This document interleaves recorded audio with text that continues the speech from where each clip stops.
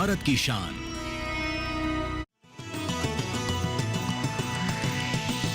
DD किसान, बदलते भारत की शान।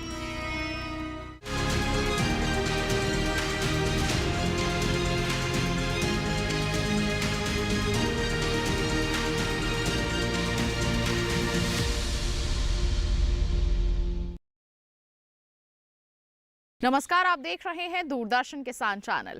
कृषि दर्शन कार्यक्रम में मैं अदिति शर्मा आप सभी का स्वागत करती हूं। हमारे इस कार्यक्रम में कृषि के क्षेत्र में हो रही जो भी गतिविधियां हैं उनकी जानकारी हम आप तक पहुंचाने का प्रयास करते हैं। जो भी बदलाव है, जो भी नवाचार हैं, उनके बारे में आपको जागरूक करने का प्रयास करते हैं ताकि आप अपनी खेती किसानी को उन्नत बना सके। तो आज के हमारे इस एपिसोड में क्या कुछ खास हम आपके लिए लेकर आए हैं, जानने के लिए शुरुआत करते हैं आज के अंक की।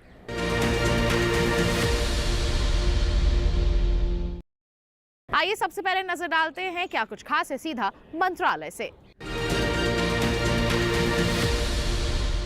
कृषि भवन स्थित डीडी किसान स्टूडियो से हमारे देश के जो कृषि वैज्ञानिक हैं, कृषि अधिकारी हैं, वो आप तक अहम जानकारियां पहुंचाने का प्रयास करते हैं, आपको जागरूक करने की कोशिश करते हैं। तो क्या कुछ खास आज सीधा कृषि भवन से हम आपके लिए लेकर आए हैं, आइए उसकी एक झलक आपको दिखाते हैं। IPM एक बहुत ही महत्वपूर्ण शब्द है, integrated pest management. Integrated pest management के अंतर्गत हम पौधे की बुवाई से लेकर कटाई तक में विभिन्न तकनीकों को अपनाते हैं, जैसे सीड ट्रीटमेंट है, उसके अलावा हमारी यांत्रिक विधि है, व्यवहारिक विधि है और बायोलॉजिकल कंट्रोल मेथड्स हैं। इस तकनीक को प्रयोग करके हम काफ़ी हद तक केमिकल के प्रयोग को भी कम कर सकते हैं। और IPM एक महत्वपूर्ण विधि है, जैसे यांत्रिक विधि। यांत्रिक विधि के अंतर्गत हम लाइट ट्रैप का प्रयोग करते हैं। लाइट ट्रैप, इसको हम प्रकाश प्रपंच भी कहते हैं, और बहुत सारे हमारे कीट इसकी ओर को अट्रैक्ट होते हैं। लाइट ट्रैप को हम कैसे प्रयोग कर सकते हैं? आप अपने खेत में लाइट ट्रैप को लगाइए। लाइट ट्रैप के अंतर्गत एक बल्ब रहता है और कीट उसकी ओर को अट्रैक्ट होता है। नीचे आप एक पानी की बाल्टी रख दीजिए जिसमें कि केरोसिन ऑयल डाल दीजिए। जो वयस्क है वो उड़ता हुआ आएगा, वो लाइट की ओर को हिट करेगा और उसके बाद नीचे गिर जाएगा। और दूसरे दिन जितने सारे भी कीट उसमें एकत्रित हुए, आप उनको किसी गड्ढे में दबा दीजिए। लाइट ट्रैप बहुत ज़्यादा इम्पॉर्टेंट है कोलियोप्टेरन ग्रुप के कीड़ों के लिए। इसके अंतर्गत वाइट ग्रब आता है। वाइट ग्रब को हम कहते हैं कुरमुला भी बोलते हैं इसको उत्तराखंड एरिया में, और राजस्थान एरिया में इसको सफ़ेद लट के नाम से भी जाना जाता है। इस कीट की बहुत सारी ओवरलैपिंग जनरेशन्स होती हैं, तो अगर हम इसके वयस्क को कंट्रोल कर देंगे तो नेक्स्ट जनरेशन की एगलिंग ही नहीं हो पाएंगी। तो ये हमारे कीट को काफ़ी हद तक कंट्रोल करता है। इसके अलावा हम येलो स्टिकी ट्रैप का प्रयोग करते हैं और ब्लू ट्रैप का भी प्रयोग आपको करना चाहिए। येलो स्टिकी ट्रैप जो है वो एफिड और जैसिड, जो कि हमारे सकिंग पेस्ट है, चूसा कीट है, इसके लिए बहुत ही इफ़ेक्टिव है। येलो स्टिकी ट्रैप को आप खुद भी बना सकते हैं। आप एक कार्डबोर्ड लेकर उसके दोनों ओर पीला रंग कर दीजिए और उसमें ग्लू लगा दीजिए और आप अपने खेत में उसको लगा दीजिए। आप देखेंगे कि बहुत सारे एफिड जैसिड उस पीली कलर की ओर को अट्रैक्ट होता है और उसमें चिपक जाएंगे। इसके अलावा जो ब्लू स्टिकी ट्रैप है वो हमारे थ्रिप्स के लिए बहुत ही महत्वपूर्ण है। वो थ्रिप्स को अट्रैक्ट करता है, तो आप थ्रिप्स को भी नियंत्रित कर सकते हैं। एक अन्य मेथड है जो कि बॉलवर्म के लिए बहुत इफ़ेक्टिव है, जिसे हम बोलते हैं फेरोमोन ट्रैप। फेरोमोन ट्रैप के अंतर्गत ये एक जो नर कीट है उसको कंफ्यूज करने की एक मेथड होती है। नर कीट उस फेरोमोन ट्रैप की ओर को अट्रैक्ट होता है क्योंकि उसके अंतर्गत सिंथेटिक तरीके से एक मादा की स्मेल रहती है और उसकी ओर को वो अट्रैक्ट होता है। जब नर कीट फेरोमोन ट्रैप की ओर को जाता है तो वो उसमें जाकर नीचे उसमें एक प्लास्टिक की पॉलीथीन होती है जिसमें कि वो गिर जाता है। तो फेरोमोन ट्रैप के दो इम्पॉर्टेंट इसकी महत्वपूर्ण है, दो इम्पॉर्टेंट कंपोनेंट हैं। एक तो ये निगरानी में भी प्रयोग होता है, दूसरा ये मास ट्रैपिंग के लिए भी प्रयोग होता है। निगरानी में कैसे है कि जब शुरू में आप बीज की बुवाई कर देते हैं तो उसके 15-20 दिन बाद आप इसको लगा लीजिए, तो आपको जब आपको दिख सकता है कि बॉलवर्म इसके ऊपर अट्रैक्ट हो रहा है तो आपको एक अंदाज़ा आ जाएगा कि कितने कीट आपके कलेक्ट हो रहे हैं। उस हिसाब से आपको क्या तकनीक अपनानी है, आपको क्या करना है, वो आपको समझ में आ जाएगा। आइए अब नजर डालते हैं हमारे सेगमेंट विज्ञान और किसान पर।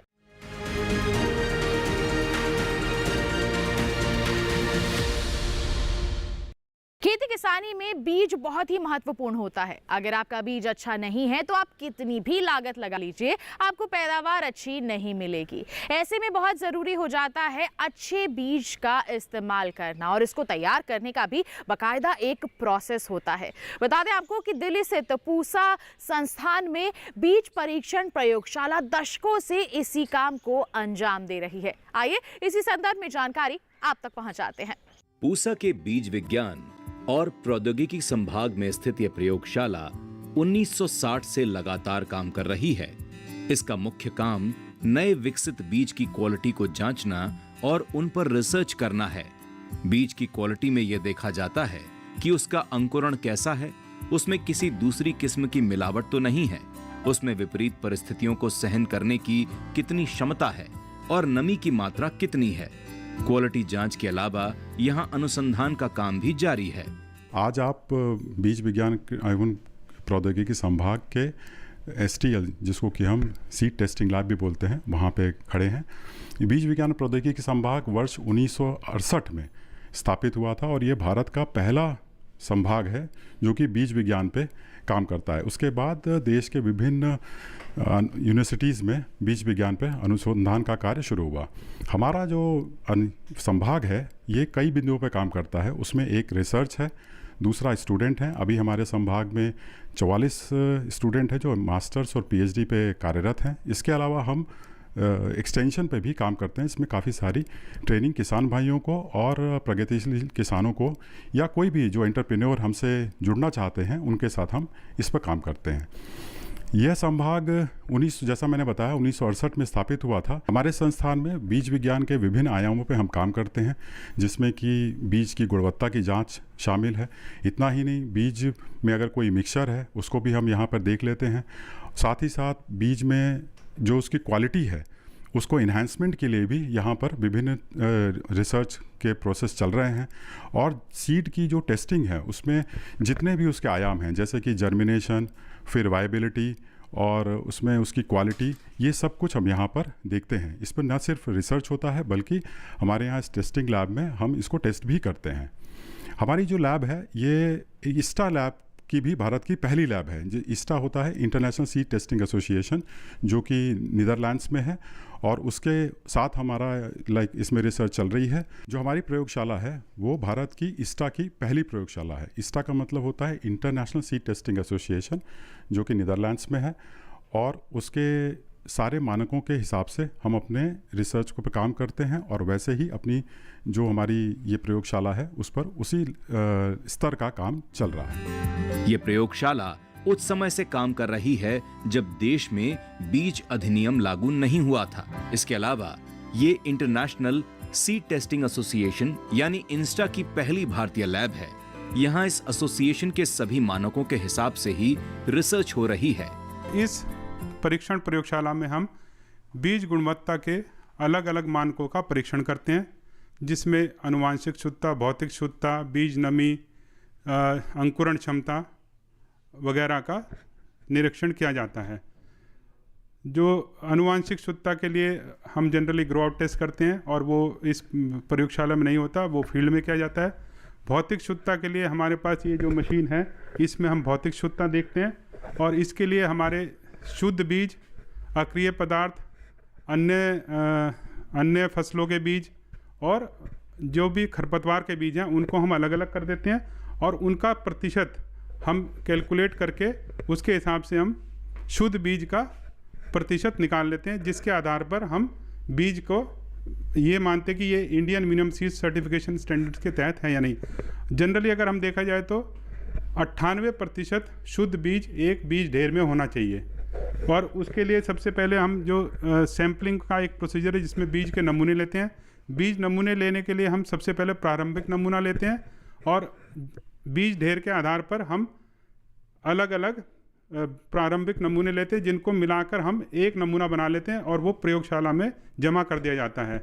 उस नमूने के आधार पर हम उससे वर्किंग सैंपल निकालते हैं और वर्किंग सैंपल पे एक टेस्ट किया जाता है। भौतिक शुद्धता के बाद ये हमारा जो है दूसरा टेस्ट होता है अंकुरण क्षमता। तो अंकुरण क्षमता के लिए हम इस काउंटिंग बोर्ड में हम 400 बीज, किसी भी क्रॉप का जो भी हमारे पास सैंपल आया उसके 400 बीज का परीक्षण करते हैं और उसमें से हम देखते हैं कि कितने सामान्य पौध उसमें से निकली हैं। उस सामान्य पौध के आधार पर हम बीज की अंकुरण क्षमता कैलकुलेट कर लेते हैं। तीसरा जो है घटक है वो है बीज में नमी। जब हम बीज का भंडारण करते हैं तो हम ये सुनिश्चित करते हैं कि बीज में नमी 8 से 10% होनी चाहिए। अगर वो पॉलीथीन की पैकिंग में है तो वो 6 से 7% होनी चाहिए। तो इसी के आधार पर हम ये जो एयर ओवन मेथड है इसको इस्तेमाल करते हैं, जिसमें हम बीज को कुछ समय के लिए रख देते हैं और उसका जो तापमान है वो 103 डिग्री से 130 डिग्री तक वेरी करता है। वैसे बीज परीक्षण का काम खेत से शुरू हो जाता है। उसके बाद आगे की जांच के लिए इसे लैब में भेजते हैं। लैब सभी जांचों के बाद एक रिपोर्ट तैयार करेगी। रिपोर्ट सही होने पर तब कहीं जाकर इसे मल्टीप्लिकेशन के लिए भेज दिया जाएगा।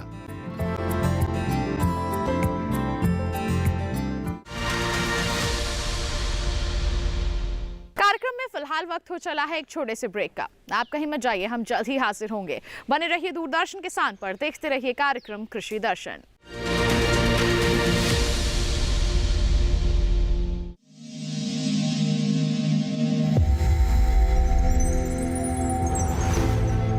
आत्मनिर्भर किसान भारत की शान। उत्पादन में आत्मनिर्भर होने के साथ साथ फसल की कटाई के उपरांत उपज की हानि को रोकने, ग्रामीण क्षेत्रों में रोजगार सृजन करने और बीज से बाजार तक के विजन को मजबूती देने के उद्देश्य से 1 वर्ष पूर्व माननीय प्रधानमंत्री श्री नरेंद्र मोदी जी ने एक महत्वाकांक्षी केंद्रीय योजना एग्रीकल्चर इंफ्रास्ट्रक्चर फंड की शुरुआत की।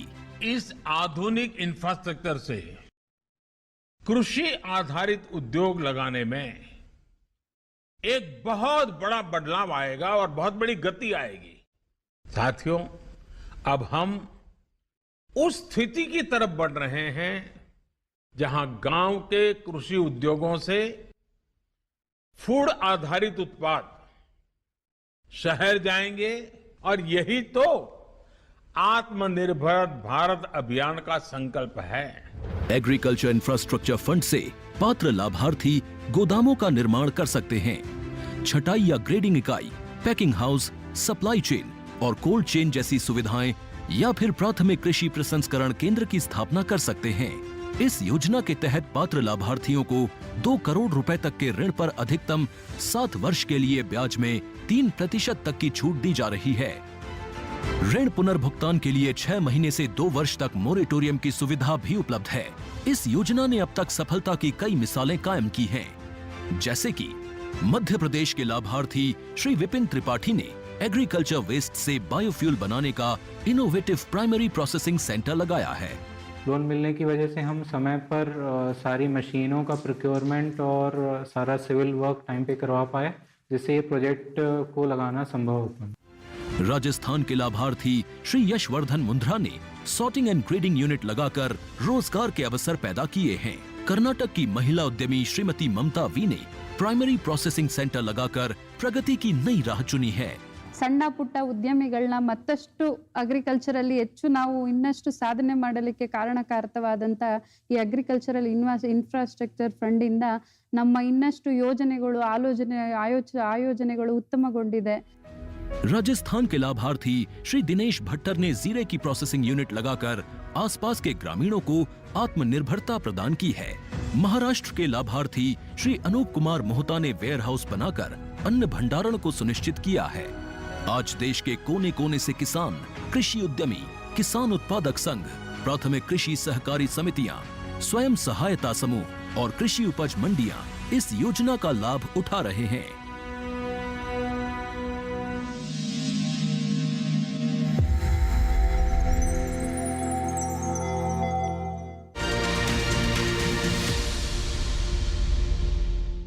ब्रेक के बाद दूरदर्शन किसान चैनल के कार्यक्रम कृषि दर्शन में आप सभी का फिर से स्वागत है। आइए कार्यक्रम को आगे बढ़ाएं, नजर डालें हमारे सेगमेंट कृषि स्टार्टअप पर।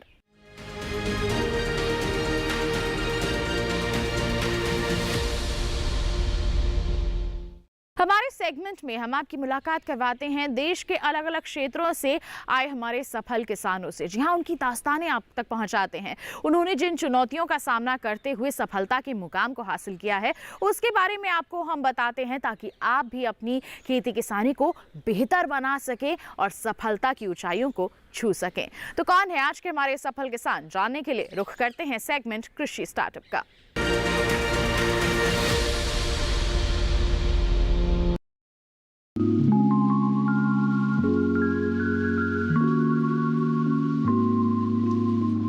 राजपाल सिंह जगहैता गांव गुर्जर के रहने वाले एक सफल किसान हैं। इनका जन्म बड़े ही साधारण से परिवार में हुआ था।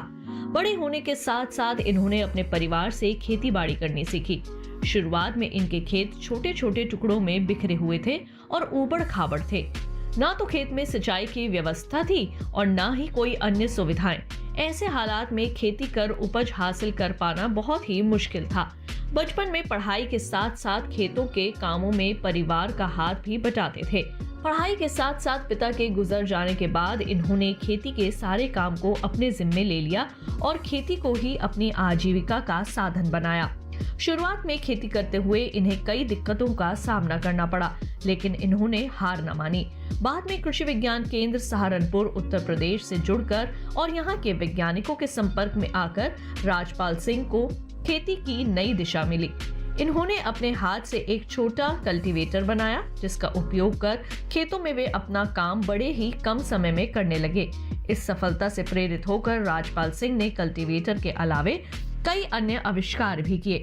ये ऐसे आविष्कार थे जिसके बदौलत राजपाल सिंह के साथ साथ अन्य किसानों की जिंदगी को बेहतर बनाना शुरू कर दिया। इन्होंने अपनी कामयाबी का श्रेय कृषि विज्ञान केंद्र, भारतीय कृषि अनुसंधान परिषद को दिया। इन संस्थानों से मिली तकनीकी जानकारियों के माध्यम से इन्होंने अपनी खेती को नई राह दी। यहाँ से मिली तकनीकी जानकारियों को वे अन्य किसानों को भी साझा करते हैं। राजपाल सिंह के भीतर कुछ नया करने की जिद थी। वे जानते थे कि परंपरागत ढंग से खेती करते हुए आगे नहीं बढ़ा जा सकता। यही कारण था कि उनके खोजी मन ने इसी का एक रास्ता निकाला और मधुमक्खी के छत्ते से शहद निकालने की एक मशीन तैयार कर डाली। ये मशीन बेहद कामयाब रही। इसके साथ साथ अधिक आय प्राप्त करने के उद्देश्य से इन्होंने आम और लीची के बगीचे भी लगाए, साथ ही सब्जियों की खेती भी करने लगे। परंपरागत खेती के मुकाबले इससे राजपाल सिंह को मुनाफा भी अधिक हुआ और लागत भी कम लगी। देखते ही देखते राजपाल सिंह अपने क्षेत्र के नायक बन गए। गांव के अन्य किसान खेती से जुड़ी अपनी सभी समस्याओं का समाधान निकालने राजपाल सिंह के पास ही आने लगे। राजपाल सिंह अपने गांव और आसपास के किसानों को नई तकनीकों के साथ खेती करने के लिए प्रेरित करते थे। साथ ही किसानों की उपज को बाजार में बेचकर लाभ अर्जित करने के लिए भी जागरूक करते थे। इनका मानना यह है कि किसान को खेत से अच्छी उपज हासिल करनी तो आनी चाहिए, साथ साथ उस उपज को बाजार में सही और अच्छे दाम पर बेचने में भी सीख लेनी चाहिए। जैसे ही किसान इस कला में माहिर हो जाएंगे, वे अपनी आय दोगुनी करने में निश्चित ही सफलता हासिल कर लेंगे।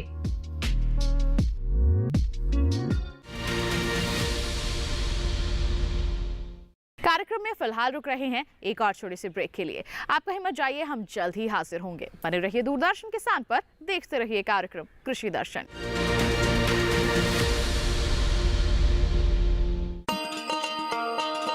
किसान भाइयों गांठ बांध लो, गांठ बांध लो। बात बहुत है काम की, समृद्धि के पैगाम की। मिट्टी के मिजाज को समझो, मिट्टी के हर राज को समझो। मिट्टी की तुम जांच कराओ, मुफ्त सॉइल हेल्थ कार्ड ले जाओ। कभी मुनासिब बीज लगाओ, सही किस्म की खाद ले आओ। जितनी जरूरी उतनी डालो, सही मात्रा खुद पहचानो। इसको अपना मंत्र बना लो, मिट्टी की सेहत को जानो। बात बहुत है काम की, कम लागत अधिक वरदान की। किसान भाइयों गांठ बांध लो। आज ही मिट्टी की जांच कराएं। राज्य सरकार के कृषि अधिकारी से संपर्क करें और मुफ्त में सॉइल हेल्थ कार्ड पाएं। कृषि और किसान कल्याण मंत्रालय द्वारा किसान हित में जारी। ब्रेक के बाद दूरदर्शन किसान चैनल के कार्यक्रम कृषि दर्शन में आप सभी का फिर से स्वागत। आइए कार्यक्रम को आगे बढ़ाएं, नजर डालें हमारे अगले सेगमेंट फार्मिंग इंडिया पर।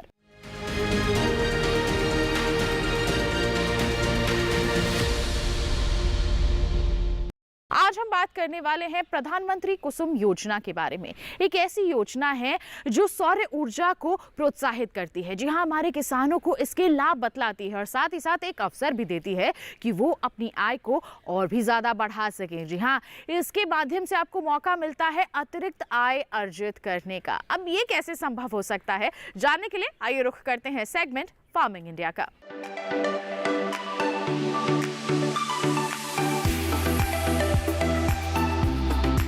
सरकार ने फरवरी 2019 में प्रधानमंत्री किसान ऊर्जा सुरक्षा एवं उत्थान महाअभियान पीएम कुसुम योजना शुरू करने की मंजूरी दी थी। इस योजना का मकसद सौर ऊर्जा क्षमता विकसित करने में किसानों की मदद करना है। इससे किसानों को आय बढ़ने के साथ ही खेती के लिए पानी की जरूरत पूरी होगी। इसके जरिए वर्ष 2022 तक 30.8 गीगावाट बिजली उत्पादन का लक्ष्य रखा गया है। इस योजना के तहत किसानों को सब्सिडी पर सोलर पैनल मिलते हैं, जिससे वे बिजली बना सकते हैं। जरूरत भर बिजली का इस्तेमाल करके वे बाकी को बेचकर अतिरिक्त आय भी हासिल कर सकते हैं। इस योजना में 20 लाख किसानों को सोलर पंप बनाने में मदद की जाएगी।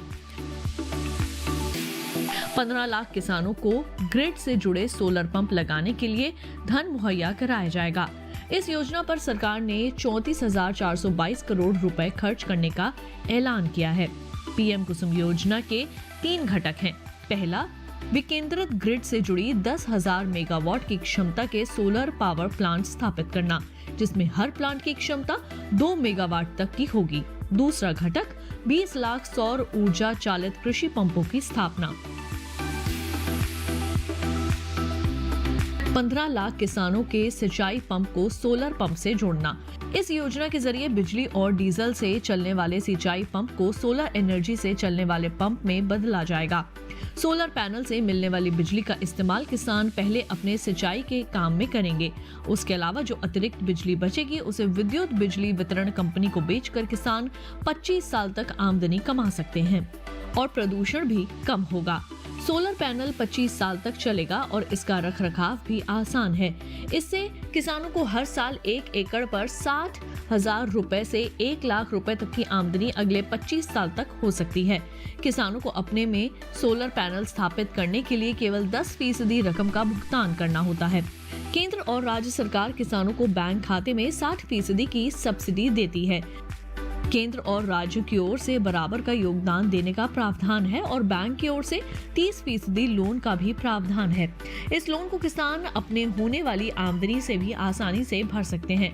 किसानों को इस योजना का लाभ उठाने के लिए सरकारी वेबसाइट https://mnre.gov.in पर जाकर रजिस्ट्रेशन कराना होगा।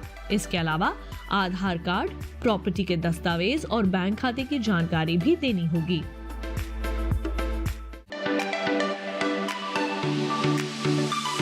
तो ये था सेगमेंट फार्मिंग इंडिया। इसी के साथ बताएं आज के कार्यक्रम में बस इतना ही। उम्मीद करते हैं जितनी भी जानकारियां आप तक पहुंचाई गई हैं सभी आपके लिए लाभकारी साबित हुई होंगी। बता दें आपको, अगर कार्यक्रम के लिए कोई सवाल है आपके मन में, सुझाव है आपके पास, हम तक जरूर पहुंचाइए। आप हमें ईमेल कीजिए। ईमेल आईडी है krishidarshan@gmail.com। आप हमें पत्र लिख सकते हैं।